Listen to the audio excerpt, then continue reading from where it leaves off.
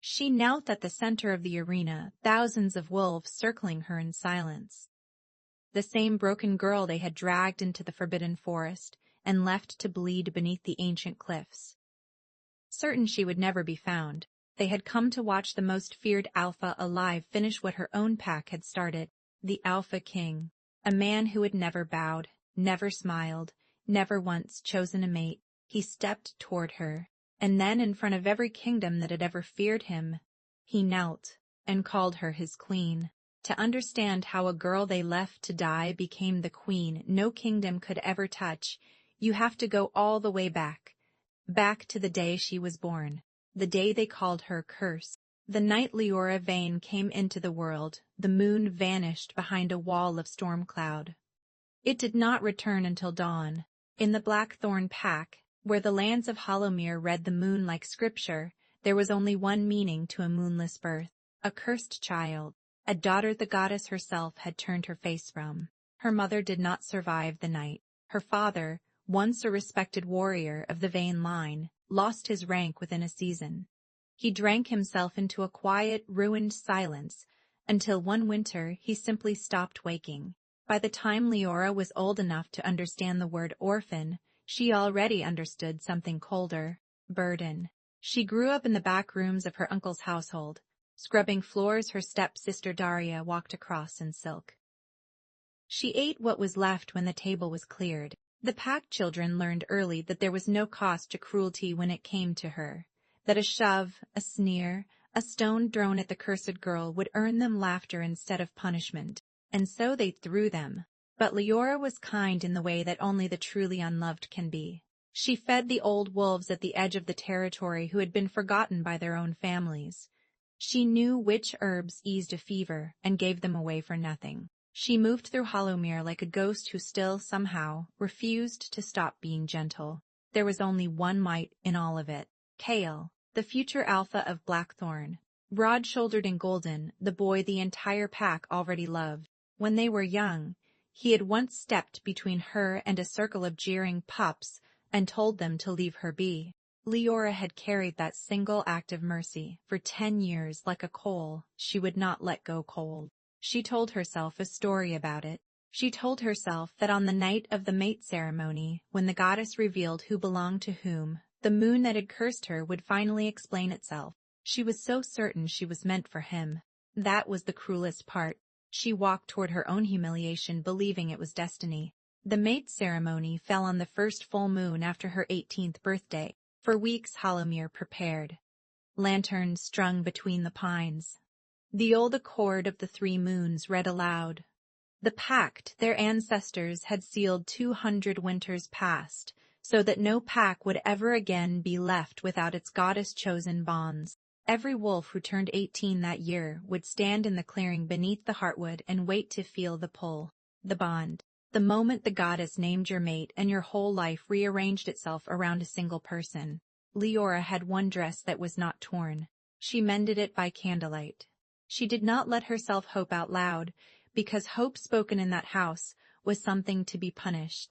But when she stepped into the clearing and the moon came out full and white and whole, not hidden, not cursed, but bright, something in her chest pulled so hard she nearly fell. She felt the bond.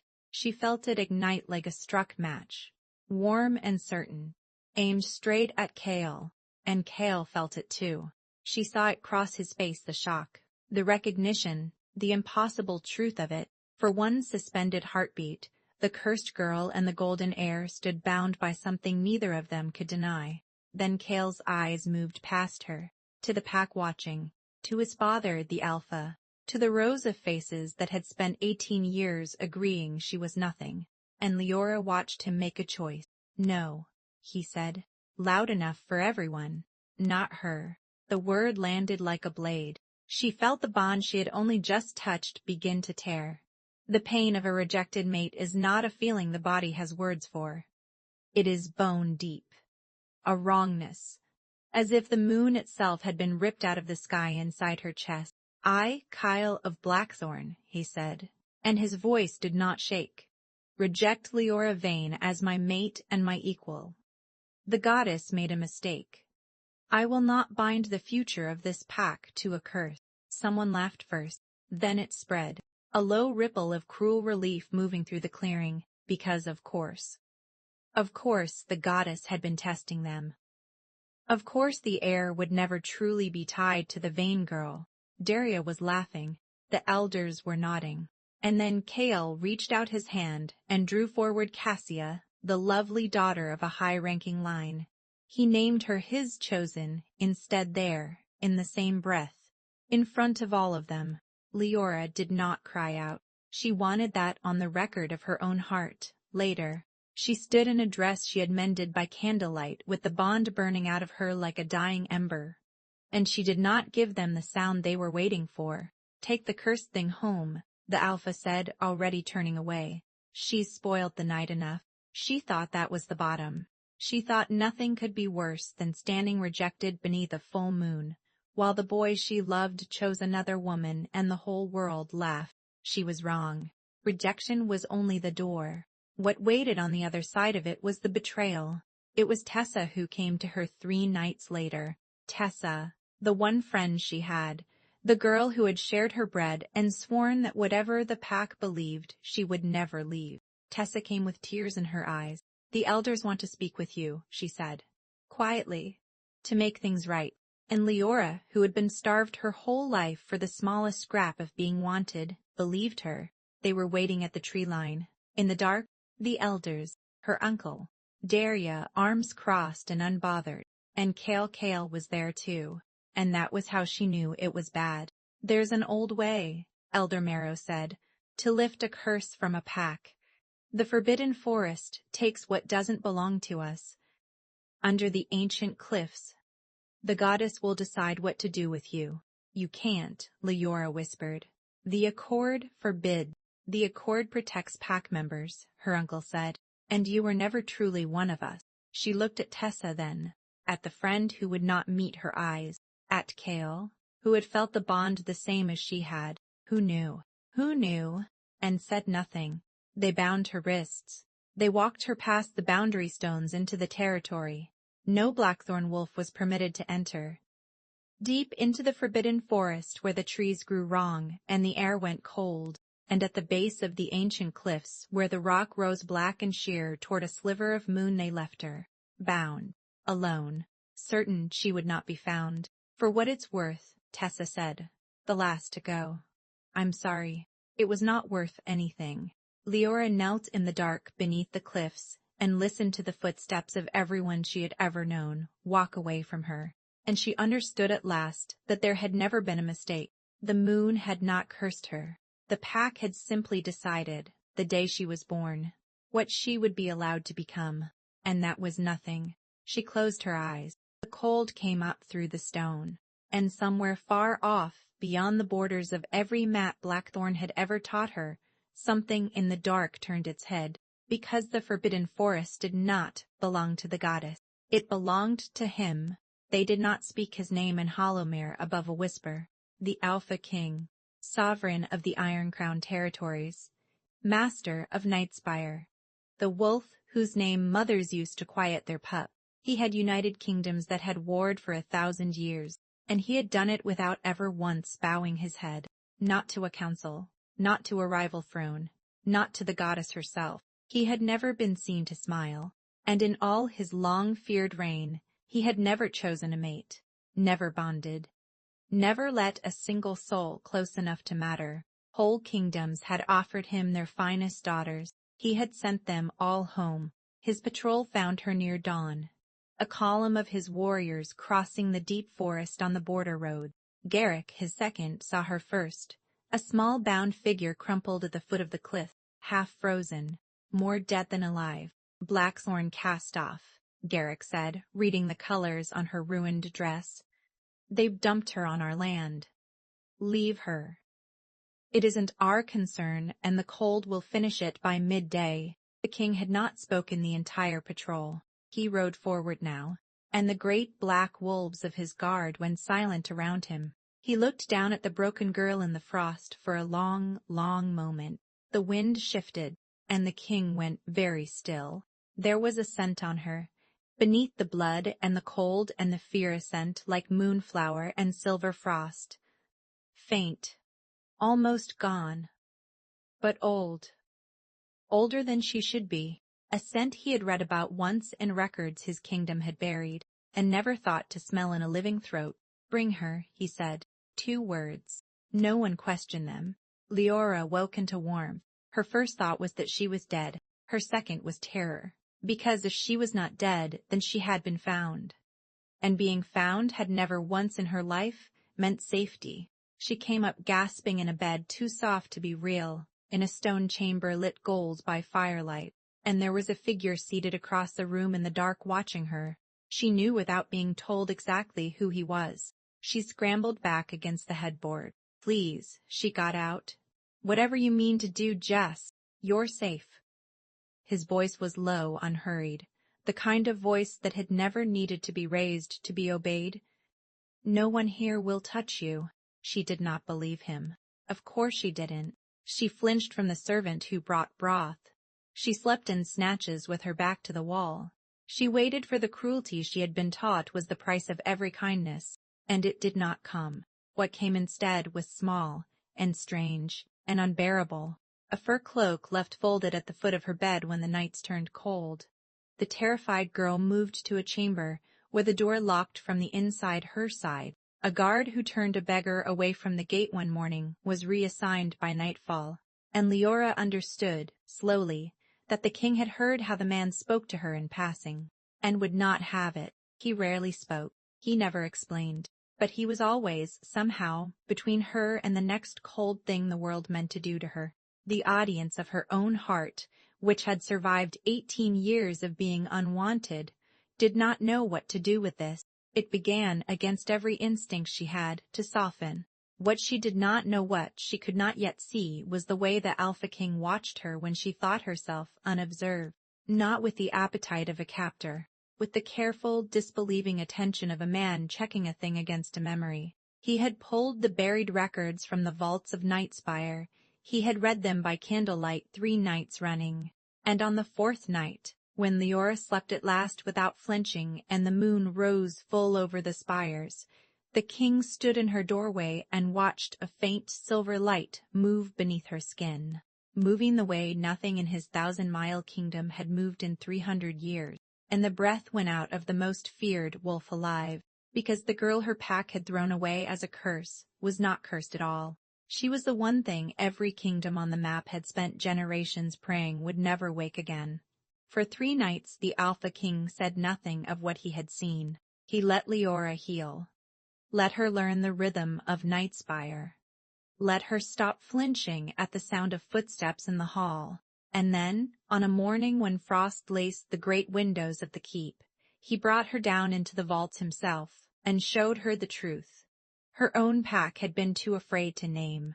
The records were ancient, bound in iron, written in a hand older than the accord of the 3 moons. He laid them open on the stone and translated as he went, his voice low and even. And Liora listened to her whole life turn inside out. There had once been a bloodline the wolves called the Moonborn, the first children the goddess ever blessed, who carried her light in their blood like a banked fire. They did not run cursed under hidden moons. They were the moon's own, and when their power woke, it answered to no alpha, bowed to no throne. 300 winters ago, the great kingdoms, terrified of a power no king could command, had hunted the Moonborn to the edge of memory and sealed every record of them away. They told the packs a different story. They taught the packs to fear the sign of the Moonborn, a child born under a vanished moon, and to call that child not blessed, but cursed. They didn't leave you to die because you are nothing, the king said. They left you to die because some buried part of them remembered what you were. And it frightened them more than I ever have. Liora's hands were shaking. The night I was born, she whispered. The moon went dark. The moon did not abandon you that night. He looked at her the way no one in her life had ever looked at her. Not with pity, not with disgust, but with something close to awe. It came down into you. She thought of every stone thrown, every meal denied, every laugh in that clearing under the full moon. She thought of Kale's voice. The goddess made a mistake, and understood that he had been right about exactly one thing. The goddess had made a mistake. She had given her light to a girl, and a frightened pack had spent 18 years trying to beat that light out of her. It had not gone out. It had only been waiting. Word travels, even from a kingdom no one dares enter.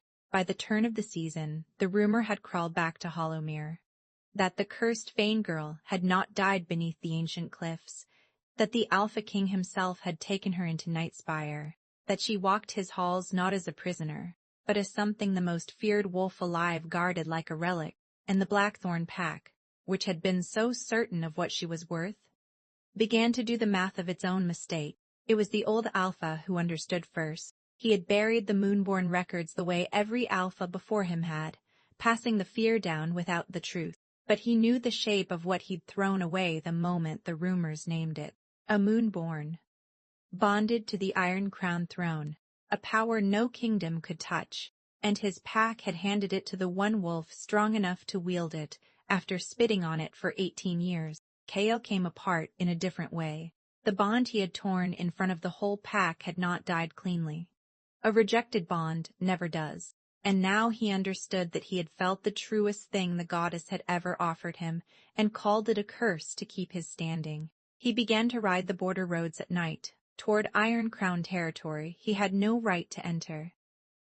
As if proximity could undo a word once spoken, they sent an envoy first, Daria and her father, all silk and apology, with Tessa trailing behind them weeping before they'd even passed the gate. They were made to wait in the great hall of Nightspire for a long time.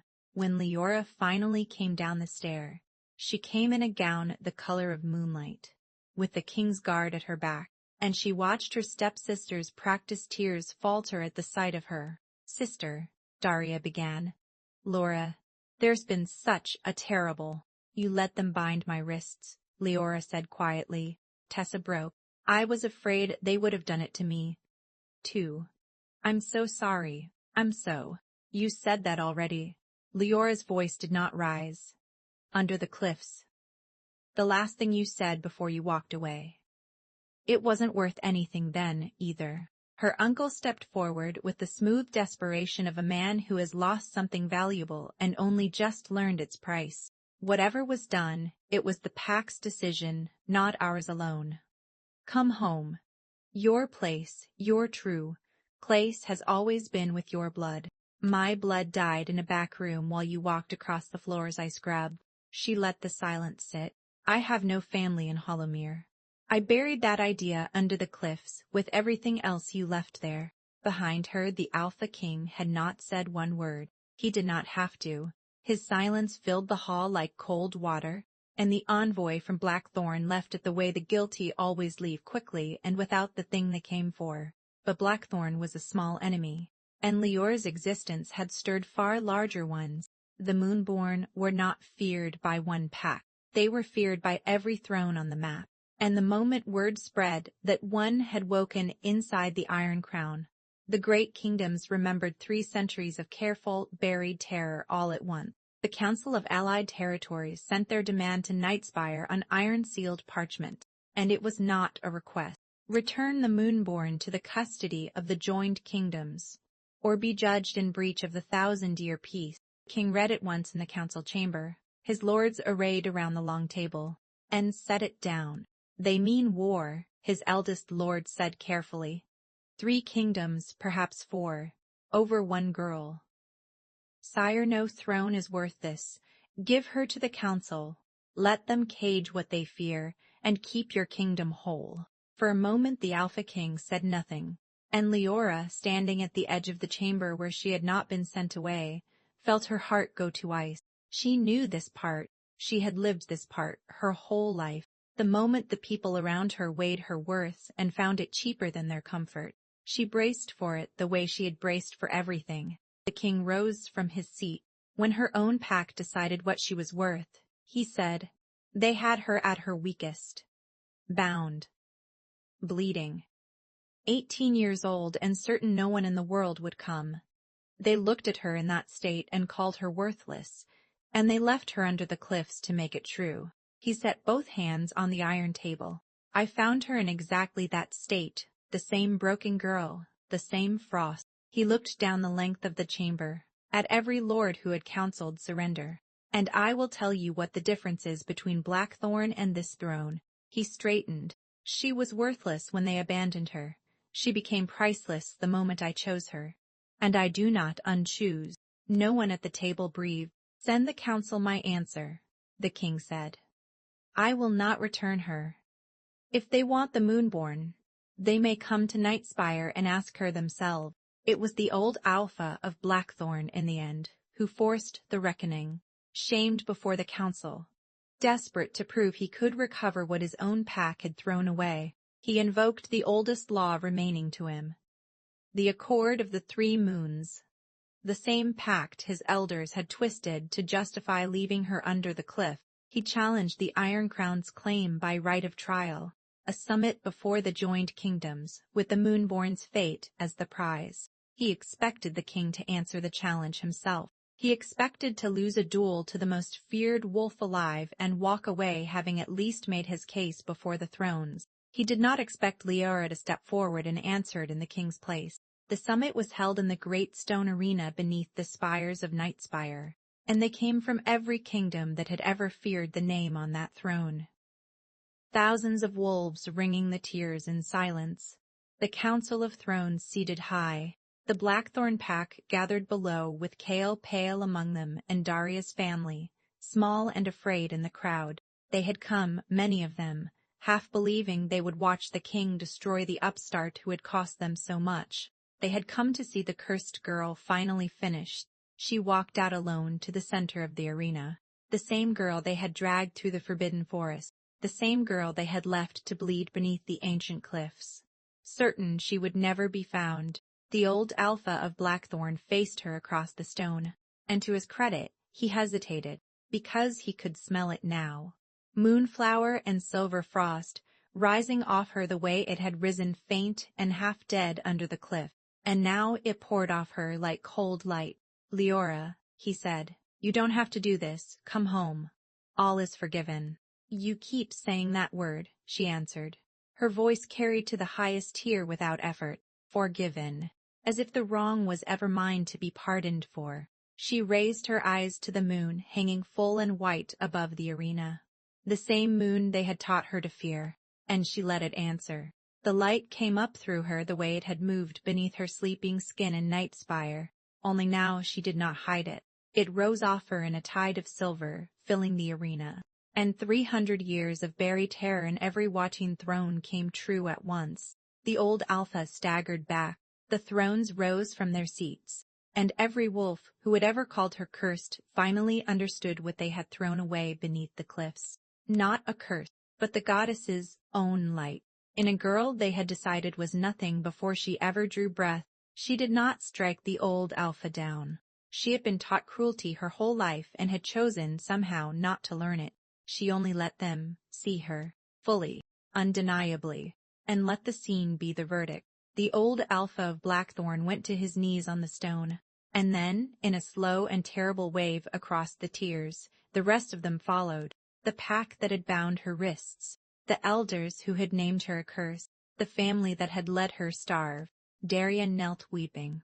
Tessa could not lift her eyes, and Kale the golden heir who had felt the truest bond the goddess ever offered, and called it a mistake to save his pride note last and lowest of all. And the regret on his face was a thing he would carry to the end of his days. The bond he had torn would ache in him forever now, and he understood at last that he had not rejected a curse. He had rejected a queen. The Blackthorn line lost its standing among the thrones that day, stripped of rank and honor before every kingdom, and they returned to Hollowmere with nothing but the memory of what their fear had cost them. The Alpha King stepped down from the high tier and crossed the arena to where she stood in her tide of silver light, and there in front of every kingdom that had ever feared him he knelt, the wolf who had never bowed. He took her hand, and he called her his queen.